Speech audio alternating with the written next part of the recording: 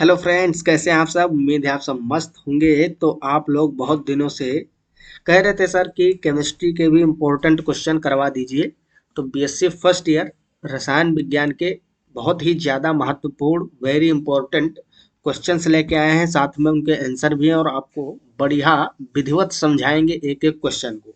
तो असल में बात ये है कि किसी आप में से ही कोई एक स्टूडेंट जो है ये क्वेश्चंस व्हाट्सएप ग्रुप पे सेंड किया था और किस यूनिवर्सिटी से मुझे पता नहीं है। फिलहाल उसका सब्जेक्टिव ही पेपर होगा रिटेन। तो उसने बोला था कि सर यूनिवर्सिटी में बोला गया है कि इतने क्वेश्चन अगर तैयार कर लोगे तो यहीं से आएंगे क्वेश्चन। तो मैंने सोचा अगर व्हाट्सएप पर इनका आंसर देता हूँ तो सिर्फ किसका, उसी का भला होगा या जो व्हाट्सएप में जुड़े हुए हैं ग्रुप में। इसीलिए मैंने सोचा एक वीडियो बना देते हैं जिससे कि जितने भी बीएससी फर्स्ट ईयर के स्टूडेंट हैं उन सबका फायदा हो सके। ठीक। तो ये इतने क्वेश्चन हैं, इसमें 10 क्वेश्चन है, बहुत ज़्यादा इम्पोर्टेंट है। ये जिस यूनिवर्सिटी के टीचर ने दिया है वो तो है ही इम्पोर्टेंट, बाकी जितनी भी यूनिवर्सिटी हर जगह सिलेबस तो भाई सेम है। तो ये क्वेश्चन आने की संपूर्ण संभावना है। पहला क्वेश्चन इसमें है, describe conjugation in ethyl free radical and ethyl carbocation. ठीक है, यहाँ पे दिख रहा है आपको एथिल मुक्त मूलक है और एथिल कार्बोकैटायन इंटरमीडिएट्स दो दिए हुए हैं जिनका कंजुगेशन आपको एक्सप्लेन करना है। सेकंड क्वेश्चन है, why alpha chloro acetic acid is stronger acid than acetic acid. तो इस सब का भी आंसर आपको हम देंगे। ठीक है, पूरा कंप्लीट फिट करके लाए हैं। ये आपका इंडक्टिव इफेक्ट का एप्लीकेशन है, मान सकते हो आप। अल्फा क्लोरो एसिटिक एसिड ज्यादा स्ट्रोंग होता है एसिटिक एसिड के कंपेयर में। क्यों होता है ये भी हम आपको समझाएंगे। थर्ड क्वेश्चन है, arrange the following ions in order of their increasing ionic size. भाई तो इस तरीके के क्वेश्चन तो बहुत ज्यादा आते ही हैं, ऑर्डर में अरेंज करना। ठीक है, इंक्रीजिंग आयोनिक साइज के आधार पे आपको रखना है इनको। इनमें भी एक प्रॉपर कंसेप्ट काम करता है, वो भी आपको समझाएंगे। फोर्थ क्वेश्चन है, why the ionization potential of beryllium Be is greater then boron, मतलब बी। ठीक है, तो बोरॉन से बेरिलियम का आयोनाइजेशन पोटेंशियल क्यों ज्यादा होता है, ये कारण बताना है आपको, इसको भी हम एक्सप्लेन करेंगे। फिफ्थ क्वेश्चन है, explain intermolecular and intramolecular hydrogen bonding with suitable example. बहुत ही इजी क्वेश्चन है। हाइड्रोजन बॉन्डिंग के दो ही टाइप होते हैं, इंटरमोलिकुलर इंट्रामोलिकुलर। दोनों की डिफिनेशन लिखना है और आपको एक एक एग्जाम्पल चिपका देना है, अभी समझा देंगे, मस्त याद रहेगा हमेशा। अगला क्वेश्चन है, describe geometry of any three of the following. H2O है, NH3 है, ClF3 है, जेनान डाइफ्लोराइड है, PCl5 है। तो इसमें 5 मॉलिक्यूल है जिनमें से 3 का आपको ज्योमेट्री बताना है। भाई ये तो हम हाइब्रिडाइजेशन वाले में ऑलरेडी कवर कर चुके हैं, आप लोग देखे होंगे, पता होगा इन सब की ज्योमेट्री। नहीं पता है तो आज करवा देंगे। Right electronic configuration of the following. भाई बच्चों वाला खेल खेला जा रहा है, इलेक्ट्रॉनिक कन्फिग्रेशन करने को बोला है। फास्फोरस है, क्रोमियम है, कापर और Cu+। Draw molecular orbital energy level diagram of N2 molecule. तो ये भी आसान ही क्वेश्चन है, ये आपका यमोटी से है। यमोटी मतलब मोलिकुलर ऑर्बिटल थियरी, जिसको आज हम पढ़ने वाले हैं। ठीक है, आज का लेक्चर भी यही था। तो इस लेक्चर में नहीं, मतलब अगला लेक्चर जो आपको रोज एक मिलता है केमिस्ट्री का, उसमें हम यमोटी ही डिस्कस करेंगे। अगला है इसमें, write short notes on odd electron bond. यहाँ पे इलेक्ट्रॉन होगा। ठीक है, और ये है इनर्ट पेयर इफेक्ट। तो इन दोनों में से किसी पे भी आपको टिप्पणी लिखना है। ठीक है, लगभग 50 से 100 वर्ड में। और लास्ट क्वेश्चन है, describe E and Z geometrical isomerism. ठीक है, या आप इजेड आइसोमेरिज्म बोलो या ज्योमेट्रिकल। यहाँ पे इस तरीके से ओब्लिक लगाना चाहिए था उन टीचर को, सर जी को, कोई भी लिखा हो। ठीक है, तो describe E and Z isomerism, या फिर उसको हम ज्योमेट्रिकल आइसोमेरिज्म भी बोलते हैं, जो कि डबल बॉन्डेड कार्बन जो होते हैं वहीं देखने को मिलता है, मैक्सिमम एल्किन्स में मिलता है। ठीक, तो स्टेप बाय स्टेप एक एक क्वेश्चन को हम सॉल्व करने वाले हैं। इसको थोड़ा और अच्छे तरीके से मैंने यहाँ पे लिख दिया था। ठीक, इससे अच्छा तो वही दिख रहा होगा आप लोगों को, है ना। यस, मतलब अक्षर आपको समझ में आएंगे। ठीक, तो चलिए भाई हम चलते हैं सीधा टॉपिक पे। पहला क्वेश्चन था डिस्क्राइब हाइपर कंजुगेशन इन CH3 CH2 फ्री रेडिकल और यहाँ पे है एथिल कार्बोकैटायन इंटरमीडिएट्स। तो ये बहुत ही आसान क्वेश्चन है। सबसे पहले हम समझते हैं कि हाइपर कंजुगेशन क्या होता है। ठीक, तो हाइपर कंजुगेशन अगर सिंपल भाषा में एक लाइन में बताऊं तो इलेक्ट्रॉनों का डिस्प्लेसमेंट होता है, डीलोकेलाइजेशन ऑफ इलेक्ट्रॉन। मतलब कहने का ये है एक एटम से दूसरे एटम के पास इलेक्ट्रॉनों का मूवमेंट जो है उसी को हाइपर कंजुगेशन कहते हैं। अब इसमें कुछ क्राइटेरिया होते हैं हर चीज के, इसका भी कोई क्राइटेरिया है कि क्या होना चाहिए तब ये प्रोसेस होगा। This is a type of delocalisation of electron. घबराने की बात नहीं, सब कुछ भी समझ में आएगा। For delocalisation molecule should have conjugation. अब ये इंपॉर्टेंट चीज है, मोलिक्यूल्स शुड हैव कंजुगेशन मतलब कंजुगेशन होना चाहिए। कंजुगेशन क्या होता है, देखो या तो डबल बॉन्ड फिर सिंगल बॉन्ड फिर डबल बॉन्ड हो। यहाँ पे भाई कोई एटम तो जरूर लगा होगा ना, कार्बन लगा दिया मैंने, डबल बॉन्ड सिंगल बॉन्ड फिर डबल बॉन्ड, या फिर डबल बॉन्ड हो और सिंगल बॉन्ड हो यहाँ पे प्लस चार्ज हो, या फिर डबल बॉन्ड सिंगल बॉन्ड यहाँ पे इस तरीके से एक सिंगल इलेक्ट्रॉन लो प्रेजेंट हो फ्री रेडिकल। ये सब कंजुगेशन के ही पार्ट होते हैं, कंजुगेशन इसी को बोलते हैं। Hyper conjugation involve sigma pi overlapping, मतलब सिग्मा पाई ओवरलैप इसमें इन्वॉल्व होता है। This effect also called baker Nathan effect. क्यों? क्योंकि उन्होंने ही डिस्कवर किया था हाइपर कंजुगेशन को, तो इसको बेकर नाथन इफेक्ट भी बोलते हैं। Who discovered the hyperconjugation. अब यहाँ समझिए, हम आपको एग्जाम्पल से समझाएंगे। It is also called as no bond resonance. आप लोग रेजोनेंस पढ़े होंगे बेंजीनियरिंग में, किस तरीके से रेजोनेंस होता है। रेजोनेंस, तो रेजोनेंस जो है उसमें बॉन्ड मूव करते हैं, यहाँ बॉन्ड नहीं मूव कर पा रहा है, एक बार मूव करेगा फिर प्रोसेस चलता रहेगा, इसीलिए इसको नो बॉन्ड रेजोनेंस भी बोला जाता है। It involves the delocalisation of sigma electrons with pi electrons of a multiple bond when they are in conjugation. मतलब अगर कंजुगेशन प्रेजेंट है, मल्टीपल बॉन्ड्स में कंजुगेशन प्रेजेंट है, तो सिग्मा बॉन्ड और सिग्मा बॉन्ड का जो इलेक्ट्रॉन्स होंगे उनका डीलोकेलाइजेशन होता है पाई बॉन्ड के इलेक्ट्रॉन के साथ। This phenomena is called hyper conjugation. मतलब इसको हिंदी में बोलते हैं हम अति संयुग्मन। अब यहाँ समझ लीजिए, जो आप हम लोग छोटे छोटे थे तो वो चोरी वाला खेल नहीं खेलते थे, बारी बारी से एक एक की चोरी आती थी, बस वही करना है आपको। ठीक, वही खेल खेलना है। ये एक मॉलिक्यूल है, ठीक, आपको दिख रहा है। यहाँ क्या हुआ है, ये जो हाइड्रोजन है, ये हाइड्रोजन, इसका बॉन्ड ये शिफ्ट हुआ यहाँ, तो यहाँ जब भाई बॉन्ड शिफ्ट होगा तो डबल बॉन्ड बन जाएगा। यहाँ समझिए, अच्छे से हम समझाते हैं। ये है आपका CH3 और यहाँ पे है आपका CH डबल बॉन्ड CH2। इस हाइड्रोजन को मैं थोड़ा सा इस तरीके से दिखाता हूँ तो और अच्छे से आपको समझ में आएगा। ठीक, इस तरीके से कुछ अरेंजमेंट है। अब देखिए यहाँ पे डबल बॉन्ड है ना, इस कार्बन से जुड़ा हुआ और इससे जुड़ा हुआ। तो जो डबल बॉन्ड वाला कार्बन है, इससे जुड़ा हुआ जो कार्बन है उसको हम अल्फा कार्बन बोलते हैं। मतलब ये जो कार्बन होगा ये है अल्फा कार्बन। चीजों को समझ लो, बहुत आसान है। और यहाँ पे जो ये हाइड्रोजन है ये सब क्या है, ये है अल्फा हाइड्रोजन।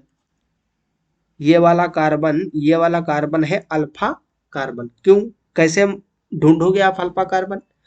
जो डबल बॉन्ड है, डबल बॉन्ड के साइड वाला जो कार्बन है, डबल बॉन्ड से जुड़ा कार्बन नहीं, उससे साइड वाला कार्बन, उसको बोलते हैं अल्फा कार्बन।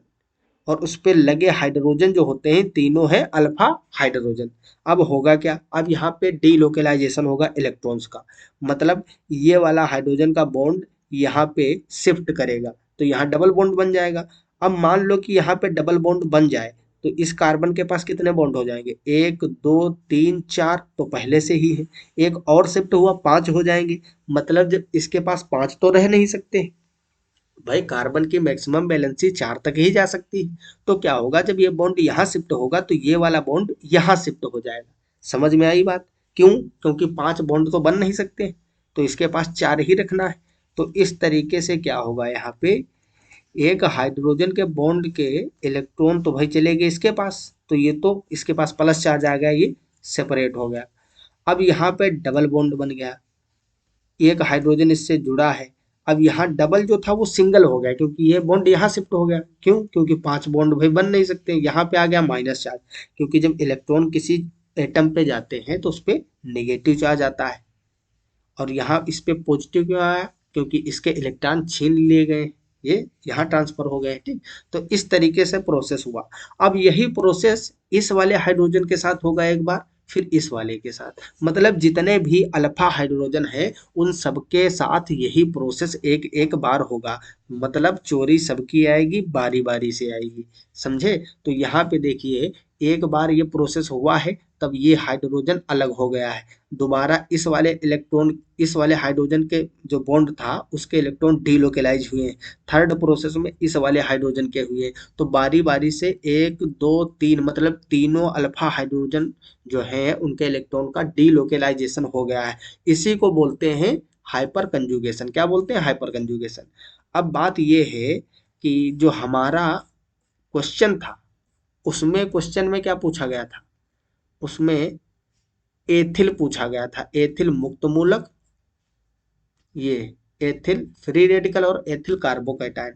तो इसमें आप किस तरीके से दर्शाओगे, बनाओगे? तो इसमें इस तरीके से दिखाओगे। देखो, जैसे कि ये है आपका, ये है आपका एथिल फ्री रेडिकल। क्या है? Ethyl free radical, ethyl free radical. तो इसमें किस तरीके से हाइपर कंजुगेशन होगा? बस सेम वही काम करना है। वहां पे डबल बॉन्ड था रेफरेंस के लिए, डबल बॉन्ड के हिसाब से हम देखते थे कि अल्फा हाइड्रोजन और अल्फा कार्बन कौन है। यहाँ आपको फ्री रेडिकल देखना है। जो फ्री रेडिकल है, मतलब इंटरमीडिएट, उसके साइड वाला जो कार्बन है ये है अल्फा कार्बन, और इससे जुड़े हुए हाइड्रोजन अल्फा हाइड्रोजन। तो यही इनका डीलोकेलाइजेशन होगा। डीलोकेलाइजेशन तब होगा, तब क्या होगा? ये बॉन्ड यहाँ पे शिफ्ट करेगा। जब ये बॉन्ड यहाँ शिफ्ट करेगा तो यहाँ पे डबल बॉन्ड आएगा, आएगा डबल बॉन्ड, और ये जो है ये इस वाले कार्बन पे शिफ्ट कर जाएगा। समझ में आया? देखो, इस तरीके से आपने शिफ्ट कर दिया। ठीक, ये H प्लस है, इसका बॉन्ड आपने शिफ्ट कर दिया, तो यहाँ डबल बॉन्ड बन गया, बन गया। यहाँ पे CH2, और ये मुक्त मूलक यहाँ आ गया, मुक्त मूलक यहाँ आ गया। अब बारी बारी से इसी तरीके से इनमें कंजुगेशन होता रहेगा। सेम प्रोसेस अगर आपका इस तरीके से कार्बोकैटायन प्रेजेंट है, क्या प्रेजेंट है? कार्बोकैटायन। ठीक, कार्बोकैटायन। तो कार्बोकैटायन के रेफरेंस में देखोगे ये इंटरमीडिएट है, इससे जुड़ा हुआ जो कार्बन है ये अल्फा कार्बन, ये तीनों अल्फा हाइड्रोजन है। तो भैया क्या होगा, ये यहाँ पे डीलोकेलाइज करेगा, तो प्रोसेस सेम वही करना है। 2 हाइड्रोजन जुड़े रहेंगे, ये वाला अलग हो गया, ये वाला अलग हो गया। अब इससे जुड़ा हुआ जो था यहाँ पे डबल बॉन्ड आएगा, और ये प्लस चार्ज यहाँ, मतलब प्लस चार्ज इस कार्बन पे जाएगा और ये हाइड्रोजन बॉन्ड यहाँ पे डबल बॉन्ड बनाएगा। फिर यही प्रोसेस एक बार फिर से होगा। फिर से किसके साथ होगा? अब दूसरे वाले हाइड्रोजन के साथ होगा।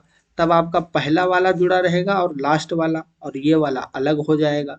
फिर क्या होगा? डबल बॉन्ड बनेगा, यहाँ पे CH2 और ये प्लस चार्ज यहाँ पे। तो इस तरीके से ये मोमेंट डीलोकेलाइजेशन जो है इलेक्ट्रॉन्स का, ये बराबर चलता रहता है। अब देखिए, इस वाले हाइड्रोजन का आपको मूवमेंट करवाना है, तो इसी तरीके से आपको खेल खेलना है, बना देना है। ठीक है, एथिल कार्बोकैटायन और एथिल फ्री रेडिकल का हाइपर कंजुगेशन। एक चीज याद रखना, जितने number of hyper conjugating structure होते हैं उतना ही ज्यादा स्टेबल मोलिक्यूल होता है। इससे हम एल्कीन की स्टेबिलिटी भी ज्ञात करते हैं। ठीक, इससे स्टेबिलिटी भी निकाली जाती है एल्कीन्स की। तो ये इतनी चीजें समझ में आ गई। हाइपर कंजुगेशन क्या होता है, अति संयुग्मन। यहाँ पे देखो लिखा है, greater the number of hyper conjugative structure greater will be stability of the compound. कहने का मतलब स्टेबिलिटी कैसे निकालोगे? मान लो हमारे पास है यहाँ पे CH3 और यहाँ पे CH2 मुक्त मूलक, और दूसरा आपको दे दिया CH2 मुक्त मूलक, CH2 नहीं, यहाँ से एच हटा दो, एक एच लगा दो, और यहाँ दो मेथिल ग्रुप जुड़े हैं इस तरीके से, और तीसरा आपको मान लो इस तरीके से दे दिया।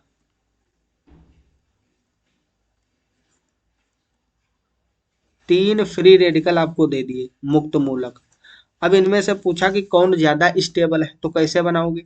अब देखो, इसमें अल्फा हाइड्रोजन कितने हैं भाई? इस फ्री रेडिकल वाले कार्बन से जुड़े हुए तीनों कार्बन अल्फा कार्बन है, और तीनों से जुड़े हुए हाइड्रोजन अल्फा हाइड्रोजन। तो यहाँ पे 3 + 3 + 3, 3 यहाँ हाइड्रोजन, 3 यहाँ, 3 यहाँ, टोटल 9 अल्फा हाइड्रोजन है। कितने? 9 अल्फा हाइड्रोजन। यहाँ पे 3 और 3, 6 अल्फा हाइड्रोजन है। इसके पास सिर्फ 3 अल्फा हाइड्रोजन है। समझ में आई बात? भाई जितने ज्यादा अल्फा हाइड्रोजन होंगे उतने बार डीलोकेलाइजेशन हो सकता है किसका? इलेक्ट्रॉन्स का। और जितना ज्यादा इलेक्ट्रॉन्स का डीलोकेलाइजेशन होगा उतना ज्यादा मोलिक्यूल स्टेबल होगा। तो सबसे ज्यादा जिसमें जिसमें सबसे ज्यादा क्या होंगे? अल्फा हाइड्रोजन, उतना ही ज्यादा वो स्ट्रोंग होगा। ठीक, तो यहाँ पे अगर स्टेबिलिटी बताएं हम, तो ये फर्स्ट, अगर इसको सेकंड बोल दें, इसको थर्ड बोल दें, तो सबसे ज्यादा स्टेबल कौन होगा? ऑर्डर बनाइए। सबसे ज्यादा थर्ड वाला स्टेबल होगा क्योंकि उसमें 9 अल्फा हाइड्रोजन है, फिर सेकंड वाला होगा, फिर उसके बाद में फर्स्ट होगा। ये स्टेबिलिटी का ऑर्डर होता है। ठीक, स्थायित्व का क्रम है। तो इस तरीके से आप अल्फा हाइड्रोजन से निकाल सकते हो। और आपसे पूछा जाता है total hyper conjugating structure, number of total hyper conjugative structure. तो ये कैसे निकालोगे आप? ये निकालोगे आप, total number of hyper conjugating structure is equal to number of alpha hydrogen plus 1, number of alpha hydrogen plus 1। जैसे कि आपको ये वाला मॉलिक्यूल दे दिया, ये थर्ड वाला, और पूछा कि इसके कितने हाइपर कंजुगेटिव स्ट्रक्चर बनेंगे, तो इसमें क्या करना है आपको? कितने बनेंगे? 9 अल्फा हाइड्रोजन है, प्लस 1 कर दीजिए, तो मतलब टोटल 10 बनेंगे। इसी तरीके से इसमें 6 अल्फा हाइड्रोजन है, एक और जोड़ दीजिए, 7 बनेंगे। इसका एग्जाम्पल मैंने यहाँ पे आपको दिखाया ही, यहीं से देख लीजिए भाई।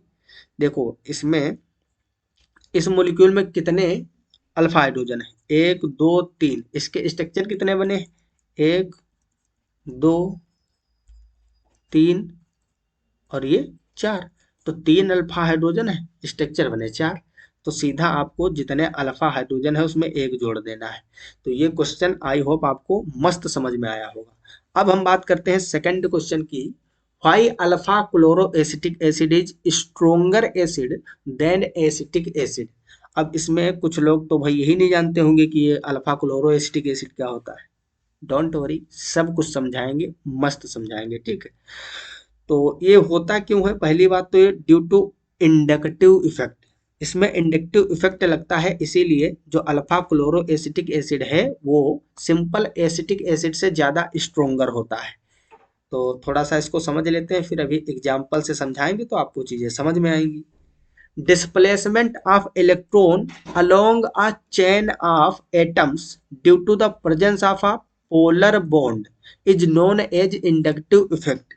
This effect is a permanent effect. तो ये डिफिनेशन जो बोला है वही वही आप करो भाई। अगर परिभाषा आप अच्छे से समझ जाते हो तो आराम से कुछ समझ में आ जाती हैं चीजें। ठीक है, displacement of electron along a chain of atoms due to the presence of a polar bond is called inductive effect। मान लीजिए मैंने कार्बन से इधर क्लोरीन जोड़ दिया। ठीक, अब आपको पता है कि कार्बन से क्लोरीन की इलेक्ट्रोनेगेटिविटी ज्यादा होती है, इसलिए ये जो बॉन्ड होगा ये कैसा होगा? पोलर होगा। कैसा बॉन्ड होगा भाई? पोलर होगा। पोलर कहने का मतलब इसके इलेक्ट्रॉन हल्का जो है बॉन्ड के, वो क्लोरीन की ओर शिफ्ट हो जाएंगे। क्योंकि इलेक्ट्रोनेगेटिविटी क्या होता है? विद्युत ऋणात्मकता का मतलब होता है कि इलेक्ट्रॉनों को खींचने की टेंडेंसी, जितने ज्यादा किसी की इलेक्ट्रोनेगेटिविटी होगी उतना ही ज्यादा वो अपनी ओर इलेक्ट्रॉनों को अट्रैक्ट करेगा। तो क्लोरीन की इलेक्ट्रोनेगेटिविटी ज्यादा है, मतलब ये अपनी ओर इलेक्ट्रॉन बॉन्ड के खींचेगा। इसी को बोलते हैं इंडक्टिव इफेक्ट। और कुछ ऐसे भी मॉलिक्यूल होते हैं जो अपने इलेक्ट्रॉन को धकेलते हैं। ठीक, अब ऐसा भी बोल सकते हो कि कार्बन इधर ढकेल रहा है इलेक्ट्रॉन को, या बोलो कि क्लोरीन अपनी ओर खींच रहा है। भाई हम आपको पकड़ के खींच रहे हैं, हाथ पकड़ के। तो चाहे आप ये बोलिए कि हम आपका हाथ खींच रहे हैं, या आप ये बोलिए कि आप हमारी ओर खुद को धकेल रहे हैं, बात तो वही हुआ ओवरऑल। तो इसमें माइनस और प्लस दो आई होते हैं, इसका नाम है इंडक्टिव इफेक्ट। इसीलिए एक को बोलते हैं प्लस आई इफेक्ट और एक को माइनस आई इफेक्ट। इतना आप याद रखिए, क्योंकि आपसे इंडक्टिव इफेक्ट तो पूछा नहीं गया है, आपसे ये पूछा गया है कि अल्फा क्लोरो एसिटिक एसिड और एसिटिक एसिड में बताइए कि कैसे कौन ज्यादा स्ट्रॉन्ग है, कारण पूछा गया है। ओवरऑल ये कंसेप्ट तो इंडक्टिव इफेक्ट का ही पूछा गया है, एप्लीकेशन पूछा गया है आपसे। तो यहाँ पे आपको हम दिखाते हैं। एसिटिक एसिड क्या होता है आप लोग जानते हो। एसिटिक एसिड CH3COOH, ये है आपका एसिटिक एसिड। अब बात करते हैं हम अल्फा क्लोरो एसिटिक एसिड की। अल्फा क्लोरो एसिटिक एसिड, देखो ये अल्फा बहुत यूज होता है। अब यहाँ देखिए, ये है आपका फंक्शनल ग्रुप। ये क्या है, फंक्शनल ग्रुप। ये आपका फंक्शनल ग्रुप है ना, कार्बोक्सिलिक एसिड। तो भाई फंक्शनल ग्रुप से साइड में जुड़ा हुआ जो कार्बन है वो अल्फा कार्बन, ये है अल्फा कार्बन, ठीक। और इससे जुड़े हुए हाइड्रोजन अल्फा हाइड्रोजन। तो ये नाम अच्छे से पढ़िए, अल्फा क्लोरो एसिटिक एसिड, मतलब है ये एसिटिक एसिड ही, लेकिन अल्फा क्लोरो है। कहने का मतलब ये है, ये COOH तो ऐसे ही रहेगा, यहाँ पे दो हाइड्रोजन लगे रहने दो, तीन थे दो लगे रहने दो। एक हाइड्रोजन को हटा के यहाँ पे क्लोरीन जोड़ दीजिए, आप क्या जोड़ दीजिए, क्लोरीन। अब ये अल्फा अल्फा कार्बन पे आपने क्लोरीन लगा दिया, इसको बोलते हैं अल्फा क्लोरो एसिटिक एसिड। है वही एसिटिक एसिड, एक हाइड्रोजन को हटा के अल्फा कार्बन से वहां पे क्लोरीन लगा दी, ये बन गया अल्फा क्लोरो एसिटिक एसिड। अब आपको कंपेयर करना है कि इसकी जो एसिडिटी है ये ज्यादा स्ट्रोंग एसिड है, ये स्ट्रोंग एसिड है। क्या है, स्ट्रोंग एसिड। क्यों है, क्योंकि इसमें क्या लग रहा है भाई, इसमें लग रहा है इंडक्टिव इफेक्ट, माइनस आई ग्रुप। क्यों, अब देखिए इसको थोड़ा हम और अच्छे तरीके से बनाते हैं ताकि और आपको बढ़िया से समझ में आए। ये है COOH, दोनों में कंपैरिजन करना है बस। ये तीन हाइड्रोजन लगे हैं। अब भाई हाइड्रोजन का इंडक्टिव इफेक्ट कुछ होता ही नहीं है, ये रेफरेंस पॉइंट है, ना तो इसका प्लस इफेक्ट होता है ना माइनस इफेक्ट। तो यहाँ पे कोई प्रभाव नहीं पड़ेगा। मतलब ये है भाई, पहले आप बताइए कि एसिडिटी क्या होता है। किसी को हम एसिडिक कहते हैं, क्यों कहते हैं, क्योंकि वो H+ आयन दे रहा होगा, यहाँ पे माइनस बना रहा होगा।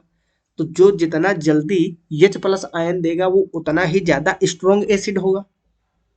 भाई एसिड अम्ल क्या होते हैं, व्हाट इज एसिड। एसिड या अम्ल की आप परिभाषा डिफिनेशन ही यही पढ़े हो अभी तक, नाइन्थ से पढ़ते आए हो कि जो H+ आयन देते हैं उनको हम एसिड कहते हैं। ये बात तो क्लियर है। तो जो जितने जल्दी H+ आयन देगा वो उतना ही ज्यादा स्ट्रॉन्ग एसिड होगा, ये भी बात तो होगी ना। तो यहाँ पे देखिए कि कौन जल्दी दे रहा है H+ आयन। अब बात ये है भाई, H+ आयन क्यों भागेगा यहाँ से, H+ आयन इसके पास है क्यों, COOH के साथ H+ है क्यों, यहाँ पे पहले कारण समझिए। क्योंकि इसके पास माइनस चार्ज है। अगर इस माइनस चार्ज को खींच लिया जाए तो H+ क्या करेगा भैया, H+ भाग जाएगा यहाँ से। तो यहाँ तो खींचने वाले कोई है नहीं, बट यहाँ पे क्लोरीन है जो कि कार्बन से ज्यादा इलेक्ट्रोनिगेटिव है, इसकी इलेक्ट्रोनिगेटिविटी ज्यादा है। तो ये क्या करेगा, इलेक्ट्रॉनों को खींचेगा। और जब ये इलेक्ट्रॉन इस वाले कार्बन से खींचेगा तो ये कार्बन इससे खींचेगा, तो लगातार इसी तरीके से एक चेन में खिंचाव आएगा। और ये जो इलेक्ट्रॉन है ये यहाँ से डिस्प्लेस हो जाएंगे, जिससे क्या होगा, ये जो हाइड्रोजन आयन है ये जल्दी यहाँ से रिमूव हो जाएगा। इसीलिए क्या होता है, जो अल्फा क्लोरोएसिटिक एसिड है इसमें मान लो आप कटोरी में अल्फा क्लोरोएसिटिक एसिड लिए तो उसमें मैक्सिमम ये आयन मुक्त मिलेंगे आप, ठीक। और ऐसा आपको एसिटिक एसिड में नहीं देखने को मिलेगा। क्यों, क्योंकि यहाँ पे कार्बन से कोई भी इलेक्ट्रोनिगेटिव एटम नहीं जुड़ा है, यहाँ हाइड्रोजन जुड़े हैं। समझ में आया। तो इसीलिए ये ज्यादा स्ट्रॉन्ग होता है ड्यू टू इंडक्टिव इफेक्ट। ये जो प्रोसेस हुआ इसको इंडक्टिव इफेक्ट बोलते हैं। अब यहीं पे क्वेश्चन और अच्छा आपसे अगर बनाए तो इस तरीके से बना लेता है। मान लो यहाँ पे CH3COOH एसिटिक एसिड दिया, और आपको ClCH2COOH दिया, जहाँ पे अल्फा क्लोरो एसिटिक एसिड है। यहीं पे अगर दो क्लोरीन को यहाँ से भाई एक हाइड्रोजन हटाए और ये क्लोरीन लगाया, अगर दो हाइड्रोजन हटा के दो क्लोरीन लगा दे तो ये और ज्यादा स्ट्रोंग एसिड हो जाएगा। और मान लो तीनों हाइड्रोजन को रिप्लेस करके अगर तीन हाइड्रोजन रिप्लेस करके तीन क्लोरीन लगा दे तो ये आपका बहुत ज्यादा स्ट्रोंग एसिड बन जाएगा। तो इसमें एसिडिटी का कंपैरिजन करने को क्वेश्चन खूब पूछा जाता है, इसमें सबसे ज्यादा स्ट्रोंग एसिड कौन है। तो सबसे ज्यादा फोर्थ वाला स्ट्रोंग होगा, फिर होगा आपका थर्ड वाला, फिर होगा सेकंड वाला, उसके बाद में होगा फर्स्ट वाला जो एसिटिक एसिड है। ठीक, तो एसिडिटी का जो ऑर्डर होगा वो कुछ इस तरीके से आपका आएगा। ठीक, सबसे ज्यादा एसिडिक स्ट्रेंथ फोर्थ वाले की होगी। ठीक, ये ऑर्डर किस चीज का है, एसिडिक स्ट्रेंथ का, एसिडिक स्ट्रेंथ। भाई इस लेक्चर में देखो थोड़ा टाइम तो लग जाएगा लेकिन चीजें आपको समझ में आ जाएंगी एकदम परफेक्ट। फिर भी अगर कोई डाउट रहता है तो फिर आप कमेंट में पूछ सकते हो, हम बताएंगे, क्योंकि भाई आपके एग्जाम आने वाले हैं, एग्जाम में नुकसान बिल्कुल भी होना नहीं चाहिए, समझ रहे हो। तो सभी क्वेश्चन मस्त तरीके से आपको समझ में आने चाहिए, इसीलिए थोड़ा टाइम, वैसे भी टाइम भाई जब अभी पढ़ रहे हो आप तो आपके पास टाइम की कौन सी कमी, पूरा टाइम पढ़ने के लिए तो है, पढ़ो। अगला क्वेश्चन है question number third, arrange the following ions in order of their increasing ionic size. Ionic size के अकॉर्डिंग आपको अरेंज करना है। अब देखिए क्वेश्चन बड़ा आसान है, बस कंसेप्ट हम 1 मिनट में समझाते फिर अपने आप ये इसको कर लोगे, हमको बताना ही नहीं रहेगा। आपको पता है पीरियोडिक टेबल के बारे में थोड़ा बहुत जानते होंगे, आवर्त सारणी, पीरियोडिक टेबल भाई कुछ तो पढ़े होंगे अभी तक। देखिए यहाँ पे यस ब्लॉक होता है, ठीक है, फिर बीच में होता है डी ब्लॉक, फिर इधर होता है आपका पी ब्लॉक। ठीक, कुछ इस तरीके से अरेंजमेंट है, बिल्कुल एग्जैक्ट हम वही नहीं ड्रा कर रहे हैं, आपको हम बस कंसेप्ट बताने की कोशिश कर रहे हैं, उनका टाइम लग जाएगा वरना, क्योंकि हम थर्ड चैप्टर जब पढ़ेंगे periodic properties of S and P block के आइटम्स तब उसमें डिटेल में बताएंगे। यहाँ देखिए यहाँ पे आपका सोडियम होगा, अरे सबसे ऊपर कहाँ सोडियम आ गया भाई। ठीक, हाइड्रोजन से स्टार्ट होगा, हेलिना के रबड़ी। अब भाई नीचे ज्यादा मत जाओ, जितने मॉलिक्यूल यहाँ दिए उतने में ही खेल खेलना है बस। फिर क्या होगा आपका इधर, बेरिलियम, मैग्नीशियम बेटा मांगे, काला सर्ट बापरा जी, ऐसे हो ना, याद किए होंगे आप भी कोई ट्रिक से। इसी तरीके से यहाँ पे बोरान वाली फैमिली होगी, बाल गए, इंडिया, थाईलैंड। ठीक है, तो ये अब देखिए आपका सोडियम मैग्नीशियम एल्यूमिनियम ये तीनों इसमें मिल गए। इसके बाद में कार्बन फैमिली होती है, तो कहे शिव जी सुनो प्रभु, सुनो प्रभु, इस तरीके से। अब देखिए यसाई भी इसी में आ गया, मतलब ये एक ही पीरियड से पूछा गया है। अब आयोनिक साइज जो आपसे पूछा गया है वो कहाँ से पूछा गया है, सेम पीरियड से पूछा गया है। कहाँ से, सेम पीरियड से पूछा गया है। अब ये चीज अगर तुम जान गए, अब कंसेप्ट जो लोचा कहाँ है, लोचा तो समझो भाई, लोचा किया कहाँ गया है एग्जाम में, ये क्वेश्चन बनाया गया कैसे बनाया गया, डिजाइन कैसे किया गया। अब आपको अच्छे तरीके से पता होगा, अगर हम सेम पीरियड में जाते हैं तो सेल का नंबर सेम रहता है।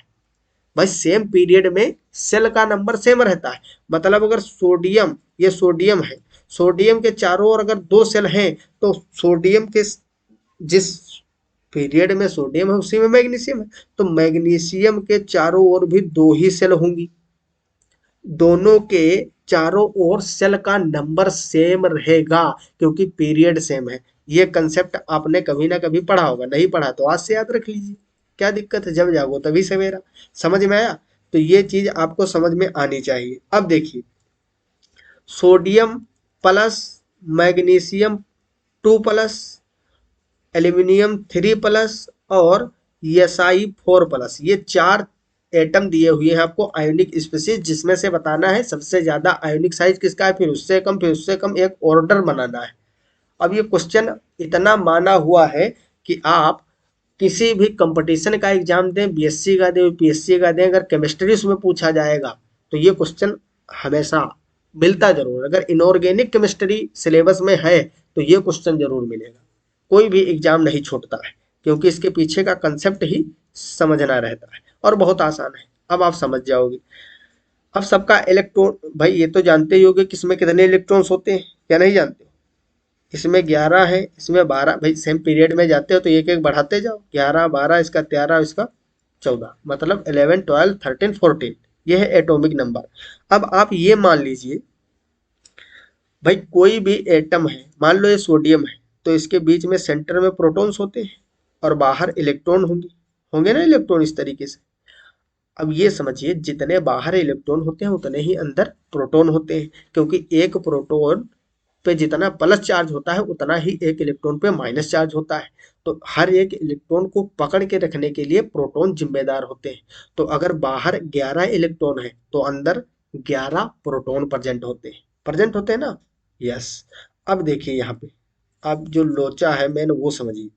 सोडियम में क्या हुआ, 11 इसका एटॉमिक नंबर है, मतलब इसके सेंटर में 11 11 पॉजिटिव चार्ज होंगे। प्लस चार्ज कितने होंगे सेंटर में, 11। और इसके पास इलेक्ट्रॉन कितने होंगे, इलेक्ट्रॉन भी होने चाहिए कितने, 11, क्योंकि 11 ही इसका एटॉमिक नंबर है। तो इसके पास इलेक्ट्रॉन 11 ना होकर रह गए 10, कितने रह गए, इलेक्ट्रॉन रह गए 10। क्यों, क्योंकि भाई एक इलेक्ट्रॉन निकाल लिया गया तभी तो प्लस चार्ज है। समझ में आई बात, समझ में आई ना। अब देखिए मैग्नीशियम की हम बात करते हैं। मैग्नीशियम का एटॉमिक नंबर 12 है, मतलब सेंटर में प्रोटॉन कितने होंगे, 12, और बाहर इलेक्ट्रॉन कितने होंगे, भाई 12 में से 2 निकाल लिए गए तो कितने बचे, 10 इलेक्ट्रॉन, इसके पास भी 10 है। अब देखिए आप एल्यूमिनियम में, एल्यूमिनियम की अगर हम बात करें, ठीक है, ये है आपका सोडियम प्लस का, ये है Mg2 प्लस का, और यहाँ हम बात कर रहे हैं एल्यूमिनियम 3 प्लस की। एल्यूमिनियम में एटॉमिक नंबर 13, मतलब सेंटर में प्लस 13 होगा चार्ज। प्रोटॉन कितने होंगे, भाई प्रोटॉन तो 13 होंगे ना इसके अंदर, और इलेक्ट्रॉन कितने होंगे, ये लो इलेक्ट्रॉन इसके पास भी 10 है। यहाँ पे देखिए 3 प्लस मतलब 10 इलेक्ट्रॉन निकाल लिए गए, तो इलेक्ट्रॉन इसके पास भी 10 ही है। अब समझ में आया होगा ये लोचा क्या है, क्योंकि यहाँ आइसो इलेक्ट्रॉनिक स्पीशीज से खेलने को बोला गया है आपको। यहाँ पे ये साई 4 प्लस 14, ठीक, इसमें 14 प्रोटॉन होंगे, प्लस 14 प्रोटॉन, और बाहर इलेक्ट्रॉन कितने हैं, भाई इलेक्ट्रॉन इसमें भी 10 हैं। क्यों, क्योंकि 14 थे उसमें से 4 निकाल लिए गए। अब देखिए यहाँ पे ये आइसो इलेक्ट्रॉनिक स्पीशीज है, कैसी हैं, बहुत इंपॉर्टेंट पॉइंट है, ये सभी iso electronic, iso electronic species है, ठीक, ये याद रखना है आपको, क्योंकि सब में इलेक्ट्रॉन का नंबर सेम है। अब देखिए आप किसका साइज बड़ा होगा किसका छोटा होगा। यहाँ पे 10 इलेक्ट्रॉन को अपनी ओर अट्रैक्ट कर रहे हैं कितने, प्रोटॉन 11, भाई प्रोटॉन पे प्लस चार्ज, इलेक्ट्रॉन पे माइनस चार्ज, तो ये दोनों अट्रैक्शन करेंगे। यहाँ पे जो इलेक्ट्रॉनों को खींचने का काम है तो वो 11 प्रोटॉन 10 इलेक्ट्रॉन को खींच रहे हैं। यहाँ पे 12 प्रोटॉन खींच रहे हैं 10 इलेक्ट्रॉन को, तो यहाँ पे ज्यादा खींच देंगे ना, तो इसका साइज कम हो जाएगा। यहाँ पे 13 खींच रहे हैं भाई, यहाँ 13 प्रोटॉन मिलके 10 को खींच रहे हैं, तो ये और ज्यादा कॉन्ट्रैक्ट कर देंगे, इसका साइज और छोटा हो जाएगा। और यहाँ पे 14 प्रोटॉन खींचेंगे 10 को, समझ रहे हो, तो पकड़ के एकदम ऐसा खींचेंगे एकदम कोलेप्स कर देंगे उसे। तो सबसे छोटा कौन होगा, Si4 प्लस। तो इसका जो ऑर्डर आएगा आयोनिक साइज का, उसमें सबसे ज्यादा बड़ा होगा Na प्लस, फिर उसके बाद में साइज होगा Mg2 प्लस का, फिर होगा आपका एल्यूमिनियम 3 प्लस, उसके बाद में आएगा Si4 प्लस। अगर ये चीज समझ में आई तो वीडियो को लाइक जरूर कर देना भाई। ये क्यों हुआ, ये आयोनिक साइज है, ऑर्डर ऑफ आयोनिक साइज, ठीक, ये आयोनिक साइज का ऑर्डर है, ठीक, आइसो इलेक्ट्रॉनिक स्पीशीज में। समझ में आ गई चीज, क्योंकि भाई जिस इसमें देखिए 10 इलेक्ट्रॉन को 11 खींच रहे हैं तो कम खींच पाएंगे, ये ज्यादा खींच लेंगे, ये उससे ज्यादा खींचेंगे, इसमें 14 खींच रहे हैं, पकड़ के खींचेंगे उसको, एक बिल्कुल छोटा साइज कर देंगे, ठीक। तो इस तरीके से ये ऑर्डर आता है। तो ये तो आपको ऑर्डर समझ में आ गया होगा। अब हम बात करते हैं chlorine Cl minus, sulphur 2 minus, oxygen 2 minus, F minus. तो ये थोड़ा सा लोचा अलग टाइप का है, लेकिन कंसेप्ट लगभग लगभग सेम लगेगा। अब यहाँ पे आपको पता है खूब अच्छी तरीके से, पहले आप पीरियोडिक टेबल में जाओगे, इन चीज़ों को समझोगे, कौन किस पीरियड से बिलोंग कर रहा है, कहाँ से, तभी समझ में आएगा। कार्बन के बाद में नाइट्रोजन फैमिली आती है, नाइट्रोजन के बाद में कौन सी आती है, ऑक्सीजन, फिर ऑक्सीजन के बाद में कौन सी फैमिली आती है, बोरान, कार्बन, फिर नाइट्रोजन फैमिली, फिर ऑक्सीजन फैमिली, फिर आता है फ्लोरीन फैमिली, हाइड्रोजन जिसको बोलते हैं, उसके बाद में आता है आपका हीलियम, नियोन वगैरह आते हैं। ठीक है, यहाँ पे नियोन होगा, हीलियम ऊपर होता है। ठीक, तो यहाँ पे समझिए, फ्लोरीन के नीचे क्लोरीन, ऑक्सीजन के नीचे सल्फर। ये बात देखे, समझ में आया। यहाँ से चारों एटम उठा लिए गए, भाई यही तो चार रखे हुए हैं, क्लोरीन है, सल्फर है, ऑक्सीजन है, फ्लोरीन है, तो यही चार एटम्स हैं। अब इसमें समझिए आप क्या होगा, आयोनिक साइज पूछा गया है। ये तो आप 100% श्योर है कि ऊपर से नीचे जाओगे तो साइज बढ़ता है। जब आप ऊपर से नीचे जाओगे किसी भी ग्रुप में तो साइज बढ़ेगा, पक्का बढ़ेगा। तो ये तो पक्का है कि ऊपर वालों से ज्यादा साइज होगा नीचे वालों का। अब नीचे वालों में कैसे पता चले किसका ज्यादा है, सल्फर के या क्लोरीन का। अब यहाँ देखिए भाई, ये भी सभी आइसो इलेक्ट्रॉनिक है। कैसी हैं, आइसो इलेक्ट्रॉनिक स्पीसीज। क्यों, क्योंकि आपको अच्छे तरीके से पता है क्लोरीन का एटॉमिक नंबर 17, और एक माइनस लगा है मतलब 18 हो जाएंगे इलेक्ट्रॉन। सल्फर का कितना होता है, 16, दो माइनस लगे, 16 दो कितने हो जाएंगे, 18। ऑक्सीजन में इलेक्ट्रॉन 8, और ऊपर कितने लगे हैं, 2, तो 8 2 10। और फ्लोरीन में 9 होता है, एक ऊपर लगा 10, तो ये दोनों आइसो इलेक्ट्रॉनिक, ये दोनों आइसो इलेक्ट्रॉनिक। समझ में आया। तो यहाँ पे आइए खेलते हैं। नीचे वालों का साइज हमेशा बड़ा होगा ऊपर वालों से, ये तो पक्का पता है। मतलब ऑक्सीजन और फ्लोरीन तो छोटे ही होंगे। अब कंपैरिजन करना है कि सल्फर बड़ा या क्लोरीन। तो यहाँ पे देखिए भाई,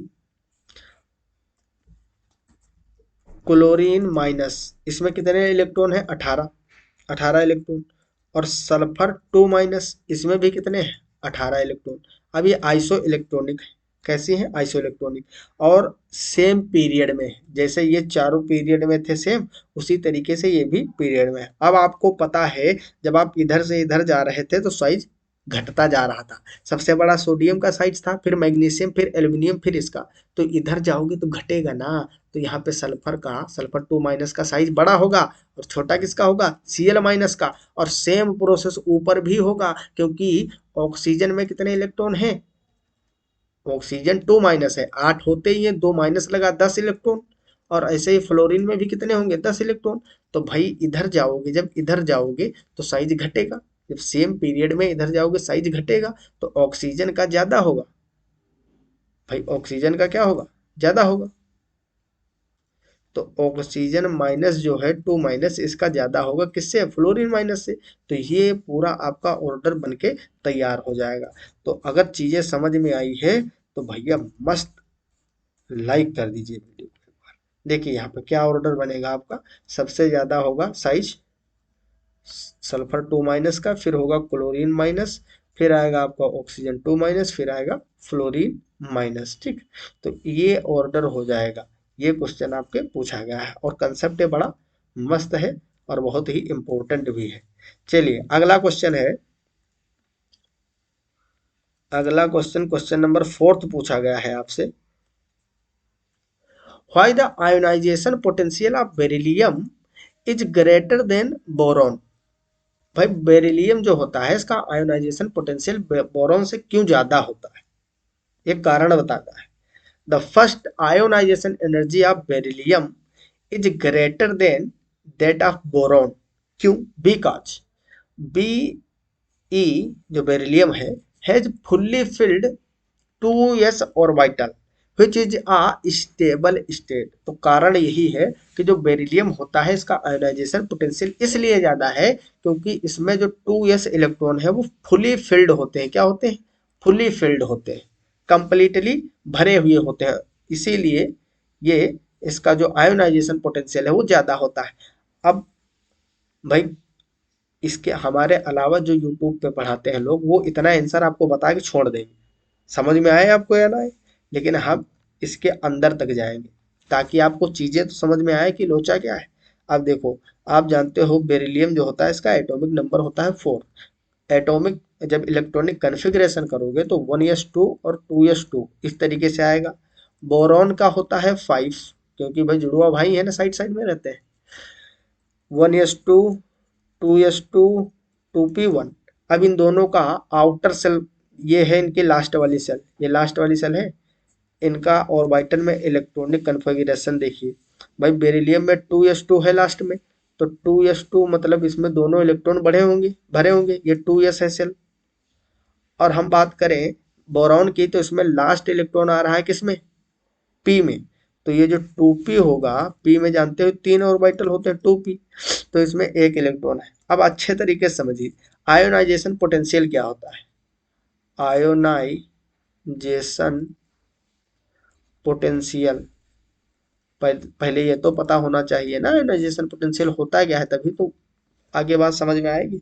आयोनाइजेशन पोटेंशियल का मतलब होता है किसी भी एटम में, आइसोलेटेड गैसियस एटम से, मतलब आइसोलेटेड कहने का, आप Cl2 की बात नहीं करो, Cl की बात करो, वो भी गैसियस स्टेट में। तो ये बेरिलियम बोरॉन जिनकी बात की गई है क्वेश्चन में, सब गैसियस स्टेट में होंगे, ये आपको नहीं ध्यान देना है, ठीक है। तो गैसियस एटम कोई आइसोलेटेड पृथक गैसियस एटम के लास्ट वाले इलेक्ट्रॉन को निकालने के लिए जो एनर्जी जरूरत होती है, उसको हम बोलते हैं आयोनाइजेशन पोटेंशियल। फिर से सुन लीजिए, आयोनाइजेशन पोटेंशियल वह एनर्जी है जो किसी आइसोलेटेड गैसियस एटम के लास्ट वाले इलेक्ट्रॉन को उसके ऑर्बिटल से निकालने के लिए जरूरत होती है। अब देखिए, इसका लास्ट इलेक्ट्रॉन 2s में है बेरिलियम का, और बोरॉन का 2p में है। ये सिंगल है, हाफ फिल्ड। ये कैसा है, ये है हाफ फिल्ड। और ये है फुली फिल्ड। क्या है, फुली फिल्ड। तो आपको पता होगा फुली फिल्ड वाले की एनर्जी हमेशा ज्यादा होती है किससे, हाफ फील्ड वाले से। इसीलिए इसको, इसके इलेक्ट्रॉन, ये भाई फुल फील्ड है कंप्लीटली, और ये हाफ फील्ड, तो इसको थोड़ी सी एनर्जी दोगे खटाक से निकल जाएगा। और इसको निकालने के लिए भाई इसमें पेयरिंग है, आपस में पेयरिंग है, पेयरिंग को तोड़ने के लिए जानते हो कितनी मुसीबत लगेगी, तो यहाँ एनर्जी ज्यादा लगने वाली, इसलिए इसका आयोनाइजेशन पोटेंशियल बेरिलियम का ज्यादा होता है, ठीक है। तो यहाँ पे कारण लिखा था, because beryllium has fully filled 2s orbital which is a stable state, ठीक। लेकिन इस तरीके से मैंने आपको समझाया एग्जांपल से, तो आपको और अच्छे से समझ में आया होगा, ठीक। चलिए भाई, अब हम चलते हैं क्वेश्चन नंबर 5 पे, अगले क्वेश्चन पे। क्वेश्चन नंबर 5 है, explain intermolecular and intramolecular hydrogen bonding with suitable example. तो ये बहुत ही आसान बात है, अभी मस्त समझा देंगे। वैसे आप हाइड्रोजन बॉन्डिंग का लेक्चर और भी पढ़ा हुआ है, चाहो तो उसको भी देख लेना। हाइड्रोजन बॉन्डिंग होता क्या है, पहली बात भाई, बॉन्डिंग तो जानते ही हो। मान लो कोई ए एटम है, बी है, उसके बीच में लिंकिंग होगी, उसको हम बॉन्ड बोलते हैं। तो इसी तरीके से हाइड्रोजन बॉन्ड भी है, बशर्ते यहाँ पे क्या होता है, यहाँ पे कुछ क्राइटेरिया है अपने अलग के हाइड्रोजन बॉन्ड के। हाइड्रोजन बॉन्डिंग का मतलब ये है कि बॉन्डिंग तो दो एटम के बीच होगी, लेकिन एक कोई भी हो, ए मान लो कोई भी एटम है, लेकिन दूसरा भाई यहाँ पे हाइड्रोजन होना चाहिए, इसको हम हाइड्रोजन बॉन्डिंग बोल देते हैं। समझ में आया। अब यहाँ पे जो ये दूसरा है, ये दूसरा बिल्कुल कोई भी नहीं हो सकता है, सिर्फ यही चार हो सकते हैं, होते तो तीन ही हैं, इसको भी आप गायब कर दो। ये रेयर केस में मिलता है क्लोरीन, वरना आप फोन याद करिए, क्या याद करिए, phone, FON, fluorine, oxygen, nitrogen. सिर्फ ये जब हाइड्रोजन के साथ प्रेजेंट होंगे, तभी हाइड्रोजन बॉन्डिंग मॉलिक्यूल में देखने को मिलेगी। The linking of two atoms विया अ हाइड्रोजन एटम, मतलब दो एटम्स के बीच लिंकिंग तो हो रही, उसमें से एक हाइड्रोजन होना चाहिए, is known as hydrogen bonding, and this hydrogen bridge is form in between an hydrogen, एक हाइड्रोजन होना चाहिए, and an electronegative atom, for example fluorine, oxygen, nitrogen, और रेयरली केसों में आपको क्लोरीन भी मिल जाएगा। Hydrogen bond are two type, वही आपसे क्वेश्चन में पूछा गया है, इंटरमोलिकुलर, इंटरामोलिकुलर। तो इंटरमोलिकुलर होता है between two atoms, two molecule. ये एक वाटर का मोलिक्यूल है, ये दूसरा वाटर का मोलिक्यूल है, ये तीसरा वाटर का मोलिक्यूल है। तो जब दो मोलिक्यूल के बीच में लगता है, ये अलग मोलिक्यूल अलग मोलिक्यूल, उनके बीच में हाइड्रोजन बॉन्डिंग। अब देखिए हाइड्रोजन बॉन्डिंग कहाँ दिख रही है, ये इस वाले मोलिक्यूल का हाइड्रोजन और पहले वाले मोलिक्यूल का ऑक्सीजन, ऑक्सीजन और हाइड्रोजन के बीच में लग रहा है। सेम इसी तरीके से आप एग्जांपल में HF में दिखा सकते हो, HF। अब भाई HF जो होगा हाइड्रोजन फ्लोराइड, तो ये इसका जो सोल्यूशन होगा मान लो, तो उसमें एक मोलिक्यूल नहीं लाखों होंगे, तो लाखों मोलिक्यूल्स होंगे, तो इसी तरीके से आपस में बंधे होते हैं, ये हाइड्रोजन, ये फ्लोरीन, ये हाइड्रोजन और ये फ्लोरीन, ठीक। तो ये देखिए एचएफ के 3 मॉलिक्यूल है ना, 3, और उनके बीच में इस तरीके से बॉन्डिंग हुई है, जिसको बोलते हैं intermolecular, between two molecules. This type of hydrogen bonding occurs in between the molecules of a compound, जैसे एग्जांपल है H2O, NH3 है और HF है। NH3 में भी ऐसे ही होता है भाई, इसमें भी नाइट्रोजन है और हाइड्रोजन है तो बॉन्डिंग हो जाएगी। सिंपल आपको याद रखना है, हाइड्रोजन बॉन्डिंग के लिए हाइड्रोजन होना चाहिए प्लस 3 ऐसे इलेक्ट्रोनेगेटिव एटम है, मोर इलेक्ट्रोनेगेटिव एटम, जैसे फ्लोरीन है, नाइट्रोजन है, ऑक्सीजन है, ठीक। ऐसे याद करिए, फ्लोरीन, ऑक्सीजन, नाइट्रोजन मतलब फोन, ये होना चाहिए तब हाइड्रोजन बॉन्डिंग हो जाती है।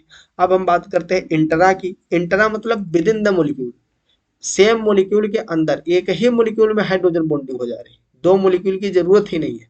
वहां क्या हो रहा था, दो के बीच में हो रही थी, यहाँ सिंगल मोलिक्यूल में हो जा रही एक ही के अंदर।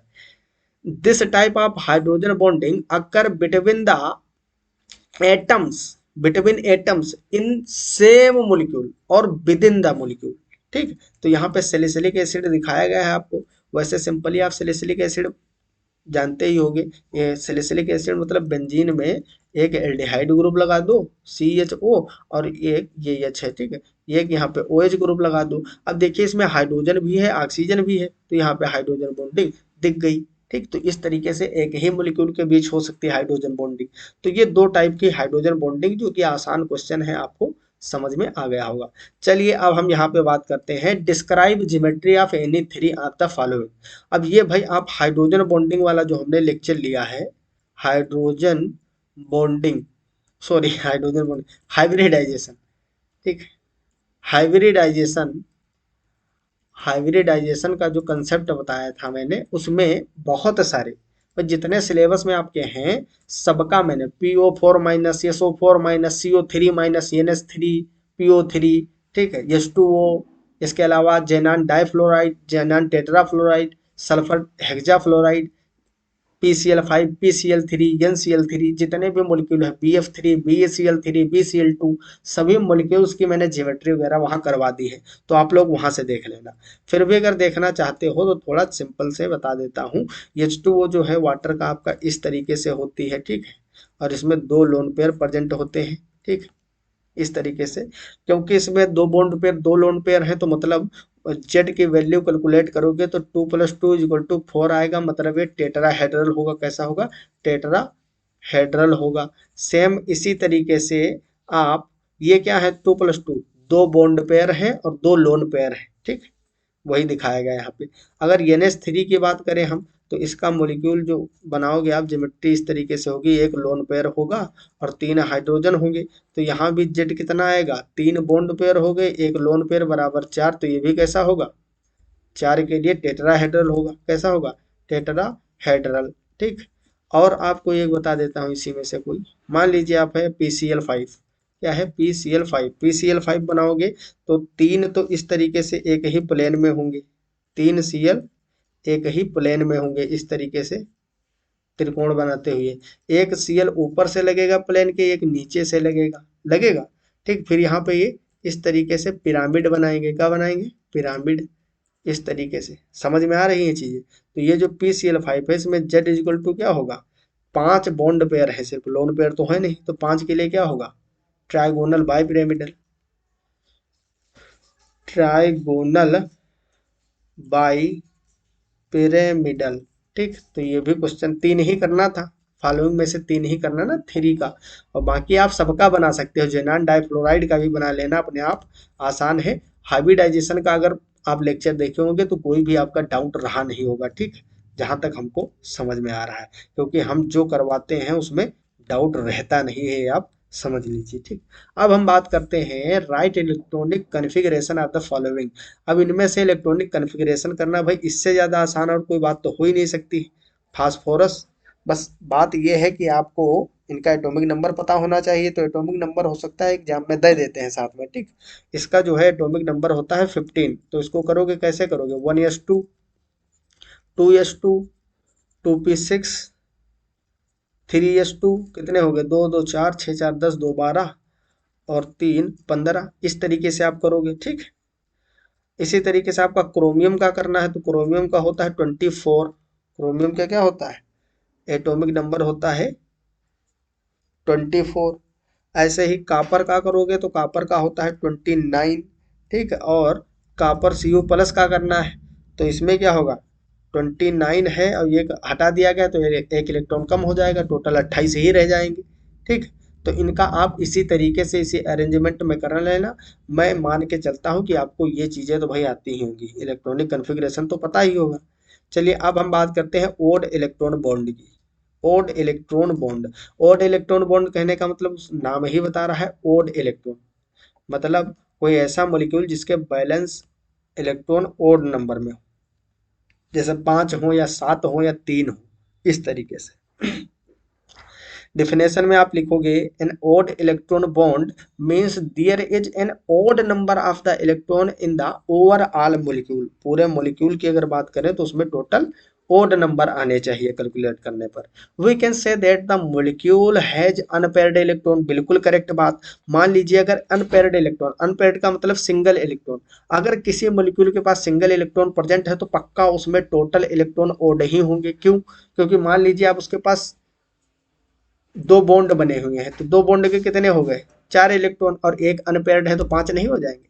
अगर एक बॉन्ड बना हुआ है तो एक बॉन्ड में कितने इलेक्ट्रॉन हो गए, 2, और अगर एक अनपेयर्ड है तो 3 हो गए। तो उसके अगर किसी मॉलिक्यूल के पास एक को अनपेयर्ड इलेक्ट्रॉन्स हैं तो कहने का मतलब यही है कि वो ओड इलेक्ट्रॉन में आ जाएगा। ठीक, there are a number of molecule whose total number of valence electron is an odd number. ठीक, उसको हम बोलते हैं odd number electron bond. It is not possible for all the atoms in such a molecule to satisfy the octet rule. मतलब जो octet rule show करते हैं उसमें तो भाई 8 होंगे, इवन इवन होंगे। तो यहाँ पे एग्जाम्पल कुछ दिए गए हैं, जैसे नाइट्रोजन डाइऑक्साइड है, ClO2 है, NO, all are odd electron bond. In these compound oxygen have even number of electron, but nitrogen and chlorine atoms have odd number of electrons, making the overall molecule as odd electron molecule। कहने का मतलब यहाँ पे समझिए, आपको पता है कि ऑक्सीजन के पास कितने इलेक्ट्रॉन है, ऑक्सीजन के पास बैलेंस शेल में 6 इलेक्ट्रॉन होते हैं। तो ऑक्सीजन इसमें भी है, इसमें भी है, इसमें भी है, तीनों मॉलिक्यूल में। तो ऑक्सीजन तो अपना सिस्टम इवन रखे हुए है, मतलब यहाँ पे तो इवन है, लेकिन नाइट्रोजन के वैलेंस शेल में 5 इलेक्ट्रॉन है, 5 क्या होते हैं मतलब ओड। और क्लोरीन जो होता है, क्लोरीन के वैलेंस शेल में 7 इलेक्ट्रॉन है, तो वो भी क्या है, ओड। तो भाई किसी भी मॉलिक्यूल में अगर नाइट्रोजन क्लोरीन जैसे एटम आ रहे हैं तो उस मॉलिक्यूल को ओड कर देते हैं, क्योंकि ऑक्सीजन के पास तो प्रॉपर है 6 इलेक्ट्रॉन, इवन है, लेकिन यहाँ पे ओड हो जा रहे हैं। तो यही कंसेप्ट आपको बस समझना है इसमें। अब बात करते हैं हम इनर्ट पेयर इफेक्ट की। इनर्ट पेयर इफेक्ट क्या होता है, जो हैवी मेटल्स होती हैं, ठीक है, बड़ी धातुएं जो होती हैं, जैसे टिन है, लेड है, एग्जाम्पल में नीचे लिखा हुआ है, उसमें क्या होता है, जो लास्ट वाले इलेक्ट्रॉन होते हैं वो बॉन्डिंग में पार्टिसिपेट नहीं होते हैं किसी कारणवश, उसी को बोलते हैं इनर्ट पेयर इफेक्ट। वैसे तो ये कंसेप्ट समझने की बहुत बड़ा है, लेकिन आपका शॉर्ट में पूछा गया तो इतना ही लिखना है। The inert pair effect is the tendency of two electrons in the outer most atomic yes orbital. ये इंपॉर्टेंट लाइन है, outer most atomic yes orbital के इलेक्ट्रॉन की सिर्फ बात की जाएगी। The inert pair effect is the tendency of two electrons in the outermost atomic s orbital to remain unshared in compound of post transitional metal। मतलब जो post transitional कहने का मतलब ट्रांजिशन मेटल जो होती है वो होती है आपके डी ब्लॉक के, डी ब्लॉक के बाद में कौन आता है, एफ ब्लॉक। जो एफ ब्लॉक के मेटल्स हैं, धातुएं हैं, वो जो कंपाउंड बनाती हैं तो उनके कंपाउंड में जनरली देखा गया है कि जो मेटल है, मेटल के जो लास्ट वाली आउटर मोस्ट सेल के एकदम सबसे बाह्य वाली सेल जो है, उसके जो यस ऑर्बिटल के इलेक्ट्रॉन है वो पार्टिसिपेट ही नहीं करते हैं बॉन्डिंग में, इसी को बोलते हैं inert pair effect. The 5s electron of tin, मतलब टिन को जानते हैं एस एन से रिप्रेजेंट करते हैं, टिन का जो 5s इलेक्ट्रॉन है, 2 इलेक्ट्रॉन होंगे, एंड 6s ऑर्बिटल के electron of lead can be examples of inert pair effect that do not participate in bonding. तो ये भी आपको याद रखना है। अब हम बात करते हैं ज्योमेट्रिकल आइसोमेरिज्म, या इसी को इजेड आइसोमेरिज्म भी बोला जाता है। आप इजेड आइसोमेरिज्म बोलो या फिर ज्योमेट्रिकल आइसोमेरिज्म।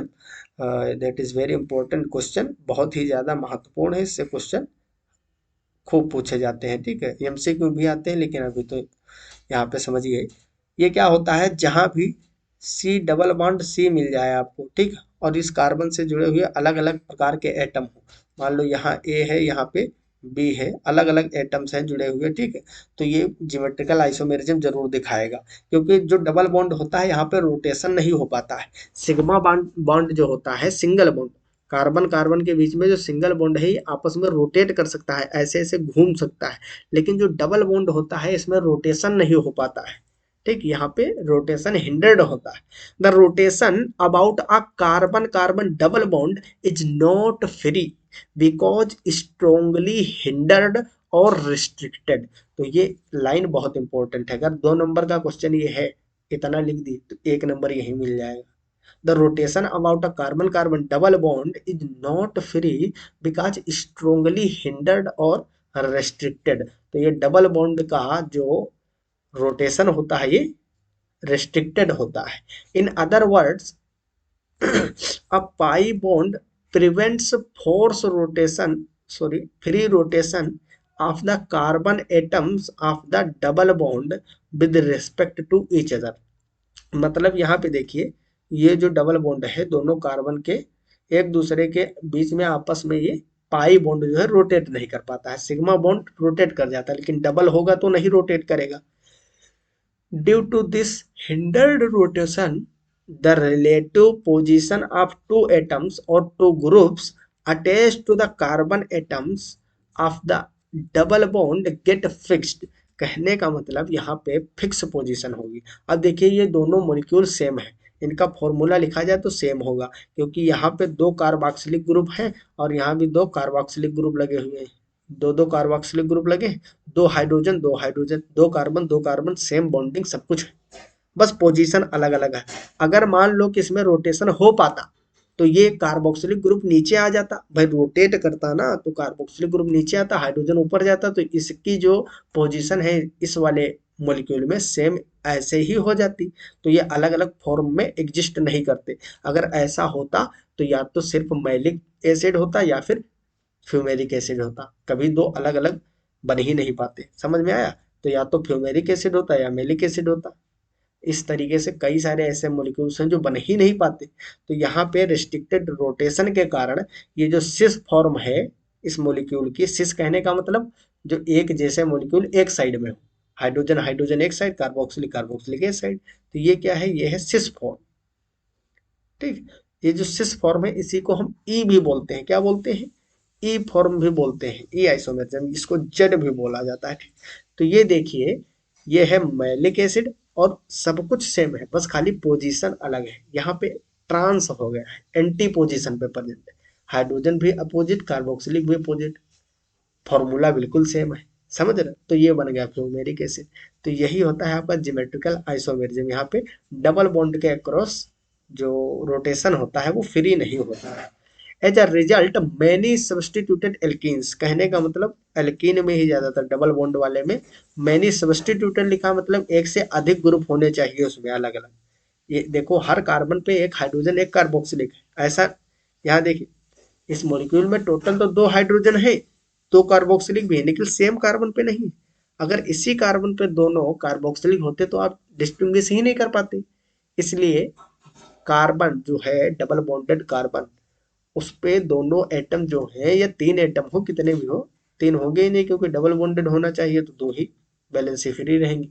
तो वहां पे अलग अलग होने चाहिए। Many substituted alkenes can exist in 2 distinct isomers which differ from each other only in the relative positions of atoms or groups in space around the double bond, for example malic acid and fumaric acid। तो ये आपके 10 question इस तरीके से complete होते हैं। I hope आपको मस्त सभी चीजें विधिवत समझ में आई होंगी।